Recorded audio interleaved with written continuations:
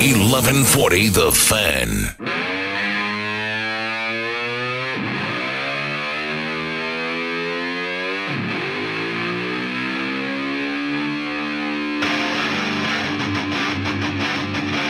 Talkin Money! And we're back to Talkin Money. And here's Jeff Tarbell. Right.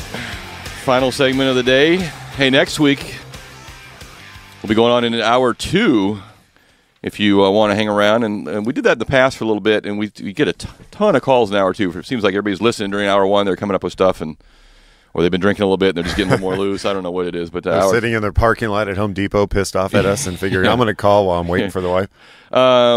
Hey, next Saturday in our second hour, I invited in Donna Souter, who is a CPA, and she was recently featured in the Sacramento Business Journal, to come in and talk about people who don't qualify for the IRS tax break, people who lost their house to short sale and foreclosure and thought that just everybody gets to waive the tax burden. She was quoted and had an article here in the Business Journal. I'm going to have her come in next week and talk to some of you about those of you who are considering maybe next year or this year doing some sort of a short sale or foreclosure and what that might mean for you tax-wise, because everybody assumes that everybody gets to just walk away from their taxes, and that's not entirely accurate. So we'll have her come in next week in the second hour to talk about that. So tune in for that if you would.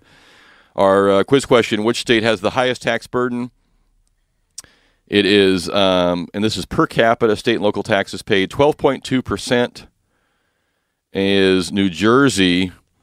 And dollar-wise, you could have said Connecticut, because, but as a percentage per capita, they're just a touch lower. So New Jersey, New York, and Connecticut. California's number 6 on that list at 10.6. The last one on the list is Alaska. They're the lowest tax burden allowed. And if you've been to Alaska, and if you're actually an Alaskan citizen, you get they have some oil. Yes, not subsidies, but they get kind of a little bonus from the oil industry. You also get in Alaska, if you're an Alaska citizen, you get one tree per year, which sounds funny, but one tree is worth, I think I was told up there, about $3,500 because you can sell it to somebody for the timber. And so you combine I think they get, it depends on how long of a citizen you've been or what version, but they get it somewhere in the neighborhood of $3,000 to $10,000 a year in subsidies back from the different things. So their net effective tax rate is fairly low. Interesting, if you will. Hey, can somebody tell me has anybody seen it's online, the new Apple 5 demo online? Does anybody know, is that a joke or is that legit? Because it's got like a holograph picture that comes up. It's got like a keyboard that holographs onto the table and you can type on the table but on a holograph. I mean, I don't know how you could accomplish that. It's got to be, if it's real, it's going to be, you might as well buy some Apple stock now because that thing's going to blow off the charts. But I'm just wondering if anybody else has seen that demo. Anybody? So if you have or you know about that, if that's a joke or if it's just wishful thinking, you let me know at 339-1140 or text me at 441140. The reason I bring that up is that the International Trade Commission ordered HTC, the maker of, I think they make the Samsung versions of the smartphones, to stop importing handsets that violate a patent by Apple. And the patent relates to what they call data tapping. So if you want to like tap on something and copy it and paste it, move it over to something else, that function is an Apple trademark, and HTC can't use that. And so there's some things that Apple has been very, very aggressive about, people that have been, in their opinion, copywriting or using some of their patents. So we'll see how that changes the future of iPhone, or not, of Androids and other phones coming out too. So Apple making a lot of money and getting aggressive about their things to do there. Speaking of, that's another on the techno theme there. This was kind of interesting. The projected sales and costs of a regular book versus an ebook. So projections for 2012 are that the printed books will be under ebook sales, and yet the cost of an ebook online is expected to be greater than the cost of a printed book, which of course makes no physical sense.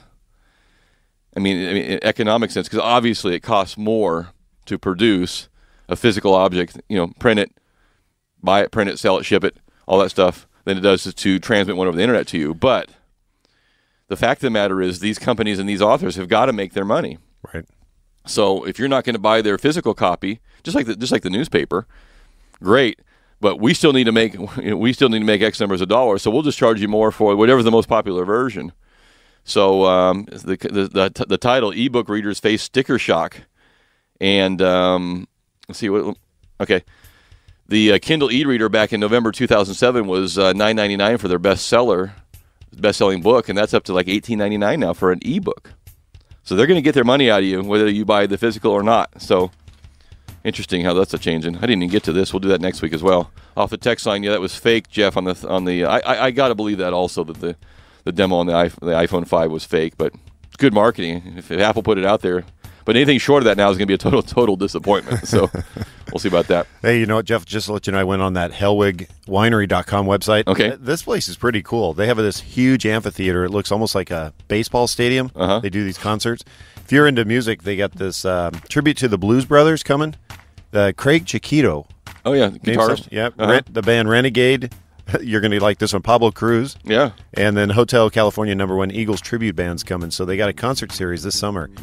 Yeah, they do their Friday night concerts obviously inside because it's a little warmer. Right. But that amphitheater, it comes out of the back of those caves. It is trick. I mean, and you don't have to be a wine drinker. They have a big patio out back if you want to sit out there and have lunch and do all kinds of things. So it's cool. Who are you rooting for tomorrow? I don't have a rooting interest in the game, honestly. I think I'm going to go up and do a little skiing in the morning, and I'm just going to go for the 100 pounds of chicken wings. by the time I'm done throwing Tell me likey. Tell me want wingy. I want wingies. By the time I pass out from the tryptophan and I'll probably miss the whole game. I probably take New York just because they beat the Niners. So Right. So 2 hours next week. 2 hours next week.